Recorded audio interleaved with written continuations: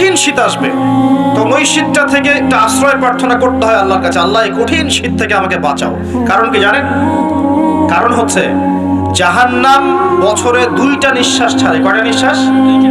একটা নিঃশ্বাস গ্রীষ্মকালে যখন প্রচন্ড দাবদাহ চলে, ওইটা হচ্ছে জাহান্নামের নিঃশ্বাসের ফসল।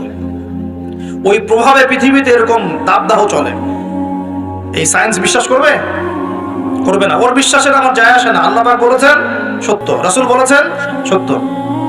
আরেকটা হচ্ছে শীতকালে যখন প্রচন্ড ঠান্ডা, তখন শীতকালে জাহান্নামের এমন একটা জায়গা আছে যেটা কিন্তু শীতল জায়গা।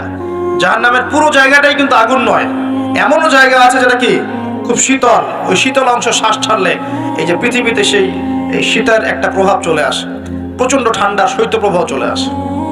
এটা হয়তো অনেকে বিশ্বাস করবে না, ভুল মনে করবে যে ধর্মান্ধ কথাবার্তা। হাদিসে আছে নবী সাল্লাল্লাহু আলাইহি ওয়াসাল্লাম বলেছেন, কে সত্যবাদী? এই পুরো সভ্যতা না রাসূল সাল্লাল্লাহু আলাইহি ওয়াসাল্লাম? এই বিশ্বের সমস্ত মানুষ সত্যবাদী বেশি না আল্লাহ রাসূল বেশি সত্যবাদী?